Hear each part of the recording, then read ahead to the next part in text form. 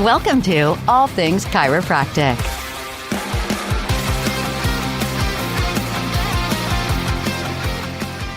Welcome to another episode of All Things Chiropractic. I'm Paul Andrews. I'm Dr. Mark Davini. Hello.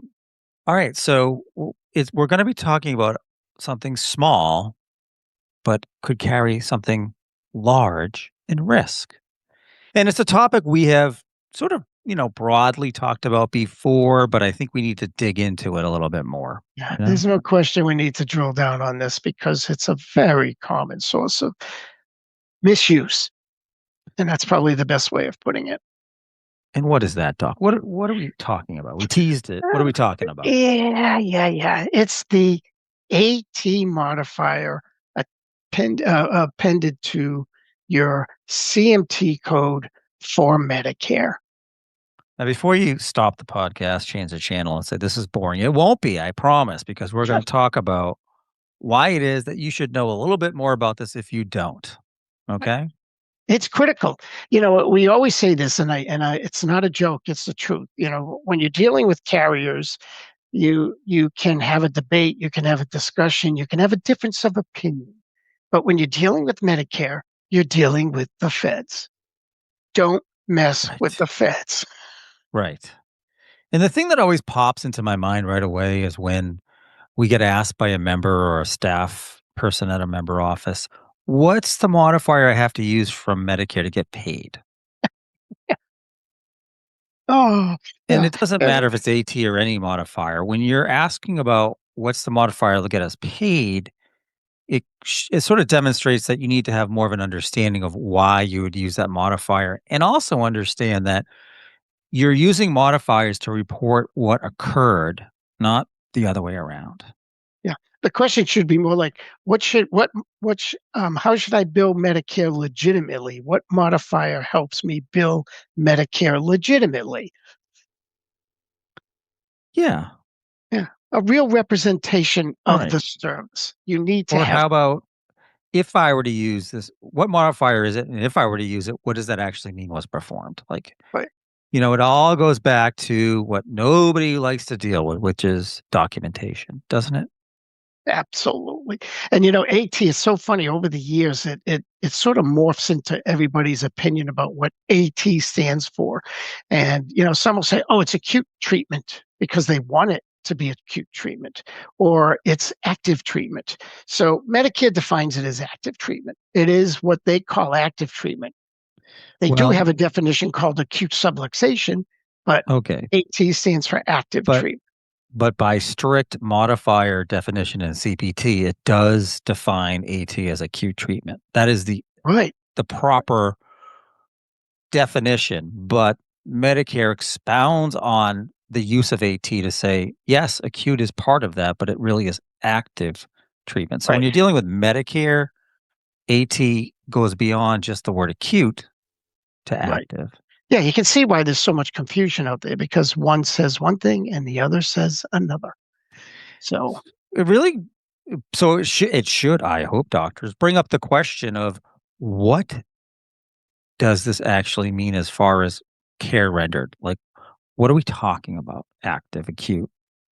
Well, it's really kind of simple in my mind. Medicare, a lot of people badmouth Medicare, hate Medicare, say nasty things about Medicare.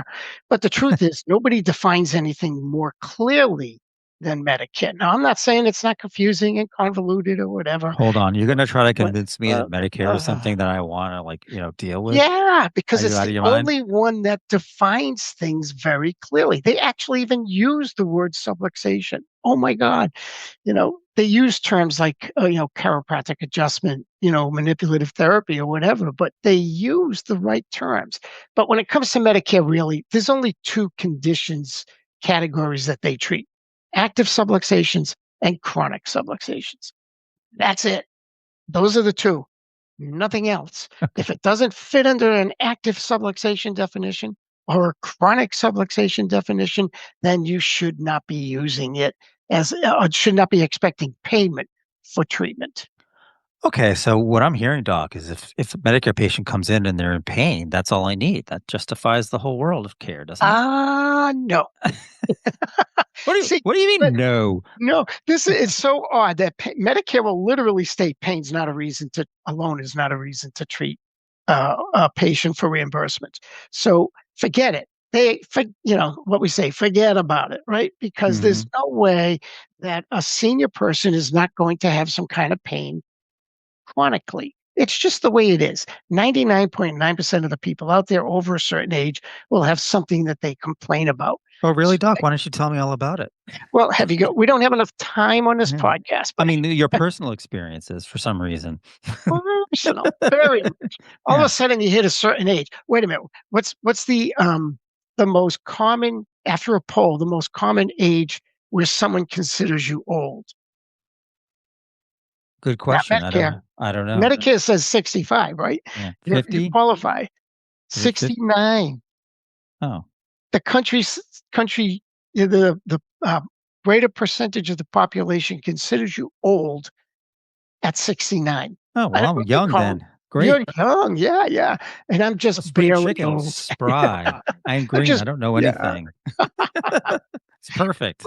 But, when you read the definitions of chronic and acute subluxation, and then they also have a third definition, which is maintenance, but when you read them, they're very, very clear about what they mean, especially when you read the chronic subluxation. So acute subluxation, generally, they to refine it down, you have to demonstrate an improvement in or an arrest of progression of the patient's condition, which is a subluxation.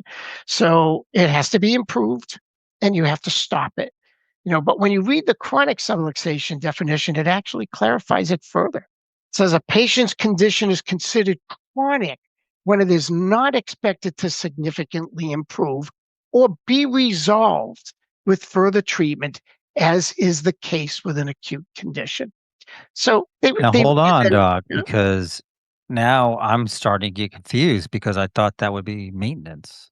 no, it says the continued therapy can be expected to result in some functional improvement Uh, once the clinical status has remained stable for a given condition without the expectation of additional objective clinical improvements. Further manipulative treatment is considered maintenance therapy and is not covered. all right, listening as a layperson, listening to that gobbledygook doctor stuff that you just said, I picked out a few words. Mm. Functional, right? That was one word Right, that I picked out. right, Functional and improvement. right. So, How do you do that? all right, how does one do How is that? one function? So, what is it that we have that actually we use to document and demonstrate functional improvement? Well, we have our exams, of course, but now from the patient's perspective, what do we have? I'd imagine it's those wonderful outcome assessment tools, right? Exactly. So, why does Medicare require you to do them every 30 days or Yeah. less? Oh, Because it's they not just want to see. breakfast, right? No, it's not just breakfast. You have to demonstrate functional improvement, not symptom improvement. So it does bring you to a whole different place with Medicare that they're saying, look, we know these people are going to have symptoms forever and always, but will continued care improve how they function? Simple as that. And the outcome assessment tools are pretty clear on that, that all of a sudden you start plateauing, they're not functionally improving. You may be maintaining them, which Well, brings there's us always to the the maintenance. question of what does improvement mean from a score standpoint, depending on the tool you're using. Right. Exactly. Exactly. And as long as you can demonstrate some a standard through a standard outcome assessment tool that the patient is functionally improving, but they're not going to keep improving month after month after month.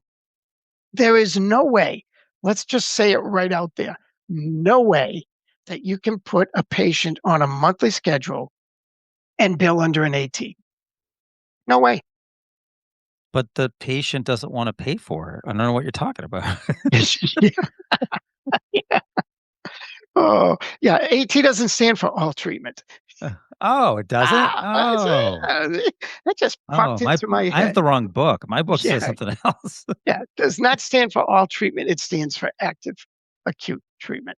So when we look at this and you realize that maintenance, I mean, we always say that we laugh at this, right? When we talk about the maintenance definition. Yeah. Oh my Oh, God. please. Yeah. Please. Maintenance therapy includes services that seek to prevent disease, promote health, and prolong and enhance the quality of life, or maintain or prevent deterioration of a chronic condition. When further clinical improvement cannot reasonably be expected from continuous ongoing care, and the chiropractic treatment becomes supportive rather than corrective in nature, Medicare considers the treatment is maintenance therapy. Do not use the AT modifier when you provide maintenance therapy. It's right there. It's right in the manual, right in the book. Yet we Then have what do I doctors. use? Yeah. Like, what do I use if I'm not using the AT, I guess is the Well, I will question. defer back to you, Oh. Dr. Biller. Yeah, Doctor Biller, exactly. So, it's funny because oftentimes we'll get the question of what modifier do I use to get paid, right? We started the episode with that.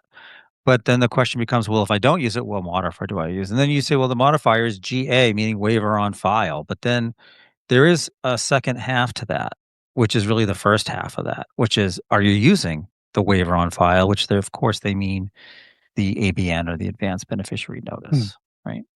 You can only get worse than the 2 letters of AT by using the 3 letters ABN, right? Yeah. As far as Which, misuse of yeah, something. Yeah. which our members of Tools of Practice know. We go into in detail on my video to help you understand when to use it in the choreography, when not to use it, what does it actually mean, and you want to make sure you use it correctly, because if you are using no modifier at all, guess what Medicare is going to do to your claim? They're not going to pay it. They're not going to allow it, and they're going to say it's a contractual write-off. So you don't even get paid for it. You don't get paid, the You patient doesn't can't get collect paid. paid. Oh, but Nobody gets paid. what's even funnier is, have you ever seen a patient's version of a Medicare EOB? The patient's version of a Medicare EOB, which they get usually quarterly, is these big, huge letters and characters that say, "This is not a bill." And they tell you how much your doctor could bill you for that visit. And when that says $0 because you failed to use the correct modifier on the CMT service or maybe the therapy, right below the amount that you may bill or may be billed, right below that in big, huge font, it says, "If you suspect fraud, call this number." And that's what the patient gets from Medicare. Yeah, and let's face it, they're gonna call Medicare. Medicare is gonna say you have unlimited chiropractic services for all No. medically necessary treatment, and so they're gonna say, "But my chiropractor's telling me I can't get reimbursed for this monthly visit, so, well, somebody's lying to me here." And they Yeah. don't follow the definition and hear the whole medically necessary part, and it's medically necessary as defined by CMS, which I just read you, the 3 definitions that they go by. It's as simple as that. It's So, funny because you're right. The patient will call Medicare, get one side of the story, which is, yes, chiropractic's covered. No, there's no limit to your visits, and they should just bill it correctly. But they don't give the other half of the story about maintenance and why not everything's covered. I had one time where the patient, I don't know if the patient connected to the office like in a conference call or if it was the Medicare, you know, uh, representative. But I ended up on the phone with the patient and the Medicare rep telling me this wonderful story about just built the right way. And then I said, well, what about the fact that it's maintenance? They signed an ABN and there's a GA modifier that we're going to be using. And the representative was like, oh, yeah, well, yeah, there is that. Okay. Well, thanks for sharing the second half of the story with your member. And, you just have to be careful because if you, as Dr. Davini said, you're seeing the patient once a month, even if you're doing an outcome assessment tool once a month, but you're not documenting that there's a treatment plan in place and that there's functional improvement that's occurring, it's maintenance. period. Yeah. I know. And there's no argument here. That it's very, like I say, Medicare is very clear about what they will and will not cover. There's no argument. So stop trying to fight it. And some people will say, "Oh, this is too much for me. I just can't deal with this. I'm not going to do Medicare." Well, aside from a whole other discussion that we as a profession cannot opt out of Medicare, which might actually be another podcast at some point. But looking at the states in the country, which state would you think has the most senior members? Well, again, in my mind, it's going to be places people retire, like Florida, the Yeah. Carolinas, maybe. Yeah. The highest number of Medicare recipients in the U.S. can be found in Maine. Wow, polar opposite of Florida. 27%. 27%. West Virginia is 26. Vermont is 25. New Hampshire's 24. And Florida and Massachusetts are 22. Wow. So you better know where you're going if you think you're getting away from something. Well, that's true, right? Many If you want to seniors practice and you don't want to deal with Medicare, or you want to minimize how much you deal with Medicare, you better look at the demographics of the city or town that you plan on practicing in, right? Yeah. You live in the Cape. Is the Cape more Oh, senior has more seniors than or less seniors than other parts of the state? any time of year is definitely more. Oh, yeah. Yeah. You don't move to Cape Cod if you don't want to practice. Have a good portion of your practice anyway. Be senior. Simple Yeah. as that. Boy, is that true? Yeah. Oh my God. 65 to 74, I guess, is the sweet spot for the greatest number of Medicare recipients that technically are alive. So they're going to be the people you see. Are you on the top end of that demographic, Doc? Yes. No. Approaching the middle. You know? Oh, Oh, good. yeah. Statistically, we're good. Won't lose Yeah. you anytime Yeah. soon. That's good. There you go. There you go. And a whole other discussion at some point will be advantage plans. But almost 51% of all people who use Medicare are using advantage plans. That So is another it's episode because shrinking. Ugh, we did a we did a what was it, in-person course on that, didn't we? we did. And even the stuff we were teaching, we were just rolling our eyes at the ridiculousness of Medicare Oh, Advantage. yeah, I can't. That's as close to a police state as you get, I think. Yeah. Advantage plans. You think Medicare is bad, right? So, oh my God. So, the morals of the story, number one is anytime you bill any code to Medicare, no matter what that code is, exams, x-rays, re-exams, adjustments, extra spinals, therapies, modalities, unlisted codes, HCPCS codes, I don't care. Every single code you bill to Medicare needs a modifier of some kind. If you ever bill a CPT code to Medicare without any kind of a modifier, you're risking processing that incorrectly. We know with the chiropractic adjustments, either AT or GA. It's one or the other. It's great you said that because in the older days, Of course, it's great I said that. Everything I say is I great. What are you know. talking about? Yeah, well, what can I say? But there used to be management groups that taught you to bill all your Medicare with the AT and GA. Oh, So no. basically, you're telling Medicare, I'm not sure if it's active treatment or maintenance. So who's going to be the deciding interest there? Yeah, and actually, there is one MAC in the country that publishes an advisory not to bill Yeah, those you're two basically together. telling them, I don't know. So they're going to have to find out, which means send me your records. Why would you do that? It was truly one of the most ridiculous things I ever heard. I don't know if it's active treatment. I don't know if it's maintenance. So I'll let you decide. Well, I don't know about you, but the last person or group I want to send my records to would be CMS. Well, and if you think about it, it's a clinical decision. Using the AT or GA is a clinical decision based off the published parameters that CMS provides. So, as you say, let's have you, the doctor, make the decision, not CMS and some, auditor. Make Oh, that we always decision. say if the patient complains, you look at them and you go, it would literally take an act of Congress to change this.